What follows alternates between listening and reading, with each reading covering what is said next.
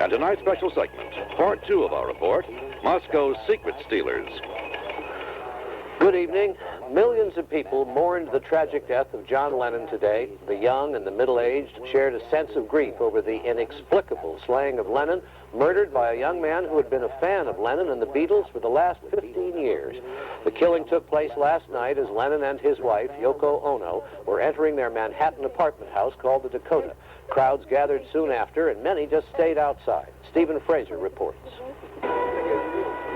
They kept a vigil all day, making a shrine of the Dakota, where John Lennon and his wife Yoko Ono owned 5 apartments. Some mourners brought bouquets.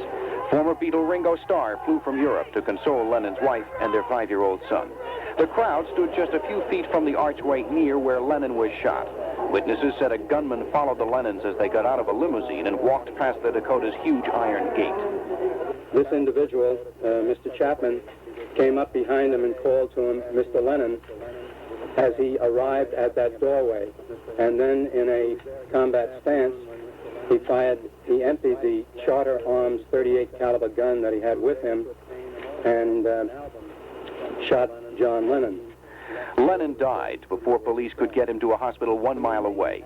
His attacker made no attempt to flee. He was arrested at the Dakota and was moved under heavy guard because of fears for his safety. Police say he is Mark David Chapman, 25, who came to New York a week ago. He stayed at a YMCA and had been asking questions about Lennon. Just 6 hours before the shooting, Chapman is said to have asked Lennon to autograph the album cover of Double Fantasy, a recording Lennon had completed after 5 years in seclusion. Chapman entered no plea when he was charged with Lennon's murder late today. He was sent to a hospital for psychiatric examination and will be watched around the clock in case he tries to commit suicide. An assistant district attorney told the court Chapman borrowed a large amount of money and came to New York with the sole intention of killing John Lennon. Stephen Fraser, NBC News, New York. Lennon's wife, Yoko Ono, was a central figure in his life. Just a few hours before he died, he told an interviewer that he hoped to die before she did because he couldn't carry on without her. She said today there will be no funeral, only a silent prayer vigil later this week. The prosecutor who accused Mark David Chapman of murdering Lennon could give no motive today. Chapman's attorney said the young man had tried twice to kill himself. As a teenager in Decatur, Georgia, he moved from a long-hair hippie lifestyle to one of a religious fundamentalist. He later moved to Hawaii. Here are 2 reports on what we know of his life. Chapman attended high school here in suburban Atlanta's DeKalb County. He graduated in 1973. Classmates remember him as a long-haired hippie type as a freshman and sophomore who suddenly changed before graduation. Oh, in 11th grade, I believe. 12th grade, right in there. He comes in, he's got a crew cut, doesn't wear blue jeans anymore, tennis shoes or anything. Carries a little Bible around with him. Just a phenomenal change. He was a loner, a quiet type person. I could see him going to the extreme maybe of the Jesus movement or maybe to the extreme of, you know, the other way. I could see maybe a little bit of instability there, so I could conceive how it could happen, you know. Chapman lived in this house while attending school. His father, who has moved to another house now, still lives in the Atlanta area. He would not comment today about his son. Kenley Jones, NBC News, Atlanta. Mark Chapman came to Hawaii in 1977, lived here with his wife Gloria on the 21st floor. She's refused to see newsmen. The building manager had talked with Chapman several times. Very nice, sociable fella, and very nice, pleasant to talk to, and knew what he was talking about, and did not sound like he was off his rock or anything like that. He never gave you any trouble? Never. Chapman's last job was as a security guard, and in October he came here to this gun store to buy a .38 snub-nose revolver like this, a type used often by detectives.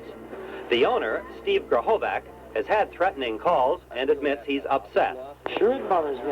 Not what they're saying don't bother me, but the incident itself. I mean, anytime anybody gets blown away, I don't feel good. Chapman was granted a permit for the gun by police. It's easy to get a gun permit in Hawaii, and it was all considered routine. David Burrington, NBC News, Honolulu. Former Beatle Paul McCartney said, "I can't take it in at the moment. He is going to be missed by the whole world."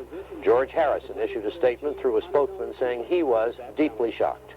The Beatles broke up in 1971, the most successful group in the history of rock music and maybe in any kind of music. Lennon's own fortune has been estimated at $235 million. A story of fantastic success for some young men who started as unknowns in Liverpool. John Cochran reports from the country which produced the Beatles.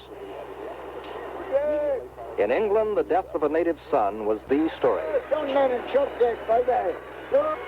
British radio and television were full of it.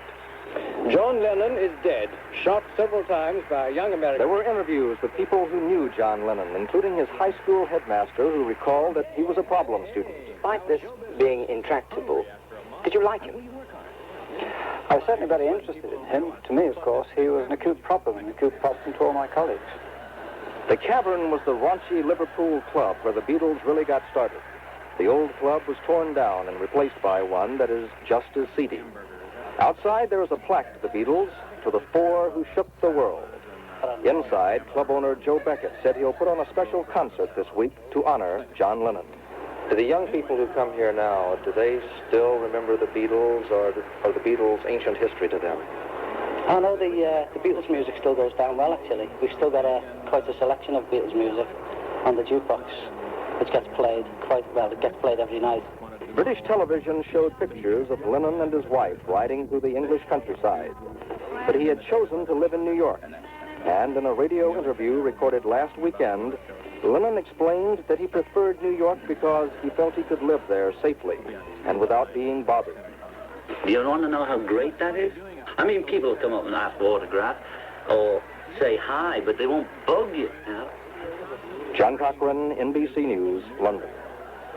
President Carter said he was saddened by Lennon's death, which was made more poignant, said the president, because Lennon died by violence when he had long campaigned for peace. President-elect Reagan was in New York City today. He said John Lennon's murder was a great tragedy, that an answer to crime in the streets must be found, but said he did not believe that Lennon's death amounted to an argument in favor of the control of handguns. Reagan was with New York's Terence Cardinal Cook when he spoke. Well, as I said, what can anyone say? It's a great tragedy, and it's just another evidence of what we have to try and stop happening in this world. Did you stop that with handgun legislation, Governor? I've never believed that. I believe in the kind of handgun legislation we have in California. Someone commits a crime and carries a gun when he's doing it, add 5 to 15 years to the prison sentence. Mr. Reagan is now expected to begin announcing some of his choices for his cabinet tomorrow when he gets to Washington, but there was no indication today what those choices might be. In Washington, a very important vote on civil rights in the Senate, and we get that story from Roger Moore.